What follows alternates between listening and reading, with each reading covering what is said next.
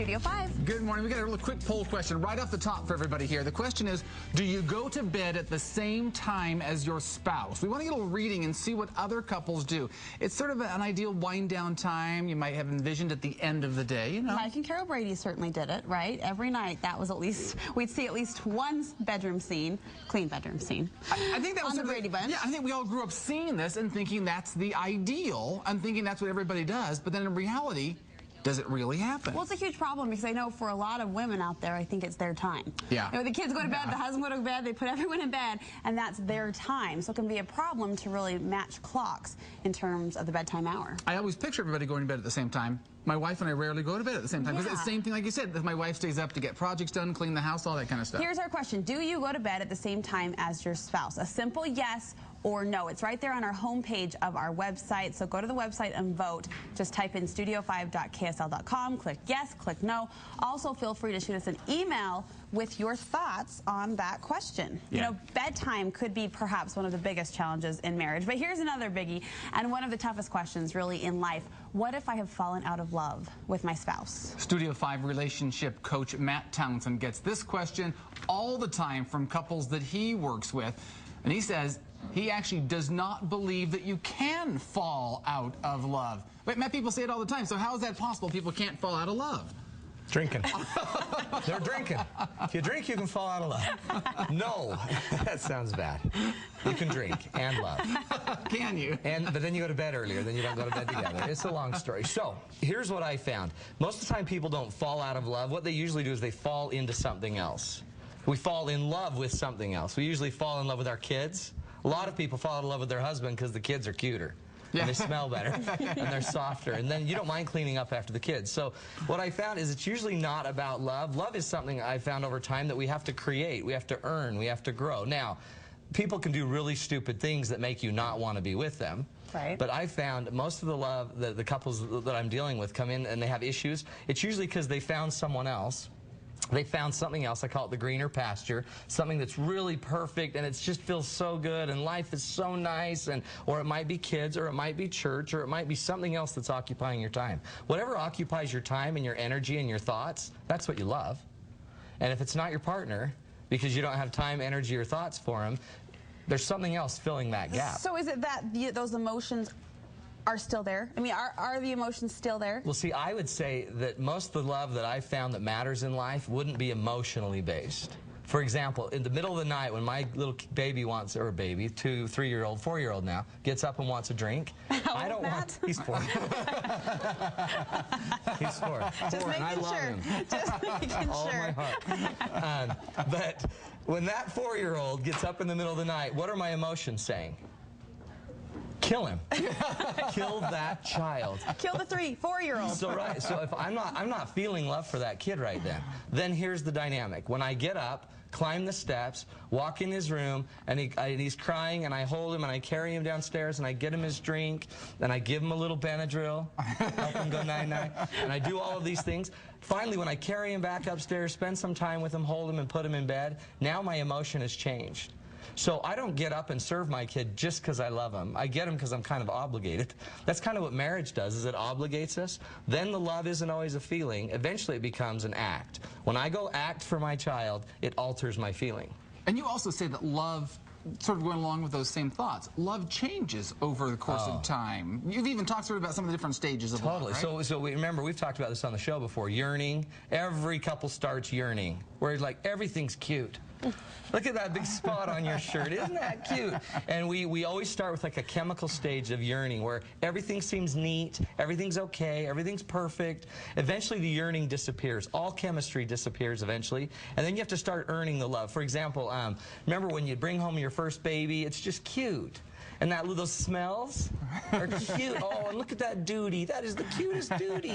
You can find anything cute when you're high on chemistry. Yeah. So everybody starts with a little chemistry. Eventually, the chemistry goes away, and that's the next stage of love where you got to earn it. Most of the couples I deal with are at the stage where they're like, it's just not like it used to be. It's not as fun as it used to be. It's not as exciting as it used to be. It shouldn't have to be this hard. It shouldn't have to be this hard. And the reality of it is, you're right. Because you've now entered the next stage. I always have people say, they go, what do you want? And they're like, I just want what we used to have in our marriage. And I'm like, you mean that yearning chemical sensation where you felt a lot of adrenaline and had no pain? And they're like, exactly. That's what I want. The reality is that doesn't last. That's Hollywood love. And the only love I've found that lasts is the one that you go make happen, the one that you go earn. If you're looking for just chemistry, chemistry always fades. Research shows 2 to 3 years you'll have a chemical ride. After that, chemistry kind of dissipates. Now, it doesn't mean every weekend or with a little pill you can't get chemistry back, but you can. But it means at some point, that's not, I don't think, what love is. I think love is what I feel for my grandma, even though I maybe don't want to go and take her that meal, but I go and do it, and when I do it, I feel closer to grandma. That commitment, that service. You also say to watch for negative interpretation. One of the biggest things once we start to slide and we're not feeling the love anymore is we start to look for the negative, and it's called negative interpretation. It's one of the biggest killers of relationships because we start looking not for all the data, we just start looking for the bad data. The data that shows he doesn't love me. And if you're looking for negative data, the proof. Yeah. Leaves his socks on the floor. That's right. He doesn't help me back. And he didn't bring me a cup. He went and got a glass of water during the show, but he didn't bring me one. What's wrong with you? Once we're looking for negative data, predict what you'll find. More negativity all the time. It's self-fulfilling. And so once you're looking for the negative, that's the death knell. Because our minds work in a way that we'll find anything we want to find. Yeah. We just got to, so watch what you're thinking about your partner. Okay, I feel like we almost dwell too much on the negative here, saying it's going to happen. You are going to sort of fall out of love. So what can you do? How do you get over that? How do you get back to something? One of the things is to make it intentional. One of the things is to recommit. If all of a sudden you're out there and you're thinking, I don't know, I don't feel it anymore. And then he's weird, and he's not social, or she does this, and she can't do this. The minute you're thinking that way, recommit to yourself. What am I trying to create here? And try to get back in, emotionally, psychologically, get back in that relationship. Choose it again. And choose it again, and literally say, intentionally, I'm going to intentionally start to feed this relationship. So make the decision. Make the decision. I'd also think every day, if you could spend a few minutes every day thinking about your partner, and I would, like I think about my wife, and I think, okay, what's the most important thing I can do today to love my wife her way? What's the most important thing I can do today to serve my wife? You spend some time in your head thinking about your partner and serving your partner, you're going to start to see feelings growing. Another thing I would do is watch what you're thinking and try to humanize your partner as much as possible. Last night in my workshop, we did a great activity. All these couples that are straining, about 30 couples are strained with each other, and I have them I make them for 6 minutes. They have to look into each other's eyes. Oh, no. And they can't talk. I think it'd be painful. It's totally painful. But what I do is, when it's painful, that's you reacting, and that's you in what I call the low brain. So I say, I want them to ask themselves a question. What's it like to be your partner married to you? And for 6 minutes, I just want you to think about that. What's it like to be your partner married to you? I think, what's it like to be my wife who has to watch Studio 5 and me talking about our hot, intense relationship day in, day out? Okay. And I think, lucky. And so one of the things I want you to do is humanize your partner. The minute you're villainizing him, making him the evil spawn of Satan, they're darn well going to be. Yeah, that's self-fulfilling prophecy. Yep. Talking about hot nights with Matt Townsend. Yes. We got to tell people this is actually coming up. This whole topic that we're talking about now, falling out of love, is a topic of your big retreat. This is it, folks. If you have any hint that the love's sliding, March 13th and 14th at Thanksgiving Point, we're holding a retreat. It's an overnight retreat. It's very inexpensive. Go to Matt Townsend Hot Nights. I know it sounds redundant. MattTownsendHotNights.com. MattTownsendHotNights.com. Look it up. Get to this retreat. It's going to be tons of fun. 2 hours of content, kind of some of the stuff we've been talking about. Activities. There's a slumber party. If you want to go sleep over, you can sleep over. And I'm going to bet you're going to get some loving. Now, how are we going to remember that website? Matt Townsend. It's not hard. Just think about it. Matt Townsend Hot Nights. All right. Okay, we are keeping Matt around for a few more minutes because our poll today. You keep thinking about it. Okay, go on. We're going to get Matt's take on our poll today. The question once again is: do you go to bed at the same time as your spouse? Yes or no? Simple. Just go to our website and vote on that. The question right there on the homepage. And Matt actually has a strong opinion on this. Quickly, how big is this issue? Do you think? It's this big. Okay. You can't see it, but my hands are about 2 feet apart. It's a huge issue. You know, it's actually the key is not going to bed. The key is a ritual of connecting every day. And I found if we're not going to bed together, we probably haven't connected the 2 hours before that either. So I don't care if you go to bed, whatever. Well, I mean, I never sleep. Look at me. But it's not about sleep. It's about connecting. So that's what we'll talk about. Okay, we're going to keep Matt around for just a few more seconds. We'll get that reaction in about 20 minutes coming up. And do you have a prediction? What percentage do you think go to bed? I'd say 50-50. Okay, we'll find out if you're close or not. All right, coming up next, though, on Studio 5. Geyser tubes like this. All right, we're interested in the results of our online poll. Do you go to bed at the same time as your spouse? We have been voting so far for just about a half hour. We haven't. You have. We've been allowing you to. So far, even though we saw the Carol and Mike Brady every night going to bed, only 60% of you go to bed at the same time as your spouse. And Matt has stayed to share some thoughts on the topic. You have a strong opinion about this. Yes, you should sleep regularly and together if possible. Here's my take. Again, like we were talking about earlier, I don't necessarily care that you go night-night together. I don't care that you sleep at the same time. What I really care about are rituals. Yeah. Healthiest, longest-lasting rituals are those rituals that have traditions and habits where daily they're connecting.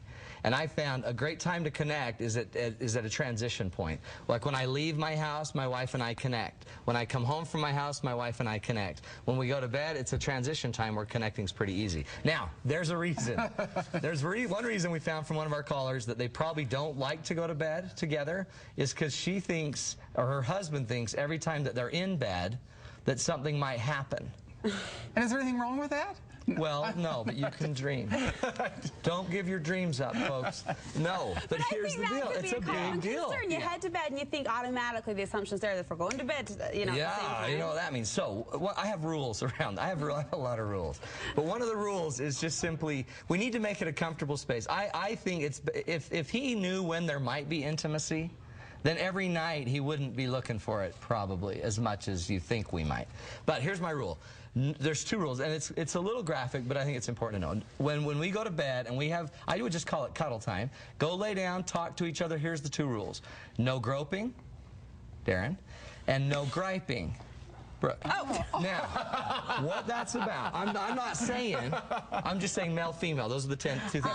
A lot of guys don't want to go lay down in bed and talk about carpools. Yeah. We don't want to do that. And a lot of ladies don't want to go to bed and feel like it's always about groping. You can touch, you can cuddle. I found, honestly, the number one thing my grandfather-in-law missed about my grandmother-in-law when she died was that he missed laying down with her every night and going to bed with her. It's a ritual. It's a tradition. I believe it's a great way to connect in, especially if she's safe and knows it doesn't always have to go somewhere, and if he's safe, knowing that we don't always have to make this a talk. So you're setting up the rules ahead of time. I mean, so I'd set it up, I'd talk it out. And I mean, what we're finding from our people, one of our callers called in and said that she really likes it because it does create a traditional time. Radio. Our viewers wrote in. We're not callers. Yeah, these are viewers. They actually can watch us. This is TV. I don't know if you know that, man. No. Wow. Anyway, they sent an email in the last. They did send an email. I don't know if they're calling or listening or viewing, because I don't know the person. But she said it creates a tradition. And by the way, rituals can be anything. I know a couple that just has a cup of coffee every day after dinner, and it's a great ritual. I know a couple that every night take a bath together, and that's the ritual. You can create a ritual any way you want. Statistically, I would just suggest nighttime's a good time to go wind down together. And like we said earlier, if you're not going to bed at the same time, you probably haven't been connecting that whole night together. Right. So find some time, and you know, if you can do it when you're going to bed. Does the 60-40 surprise you then? No? No, it actually does. Remember, my guess was 50-50. I think it all depends on the ages. Young mothers, like you're talking about, they're probably not necessarily going to bed with their husband. Right. He's going to bed and she's cleaning. She's, yeah, doing the older couples, you know, maybe the empty nesters, they might have more of a habit going, a tradition where we go to bed at the same time. So, seems pretty normal, but that's just one of a million things you can do. To connect. Again, the point to every connect single day. regularly. Yeah. My wife and I don't regularly go to bed at the same time, but I think she knew that you were coming on. We were talking about this. So like before last, she's like, "Oh, I got to make sure," so he doesn't say anything about the air. Paris. Yeah, we're going to go to bed at the same time. That's why you're coming to the date night, because she called and she says she wants some hot nights. That's the Matt Townsend hotnights.com. So. All right, Matt, thanks so much. Thanks, guys.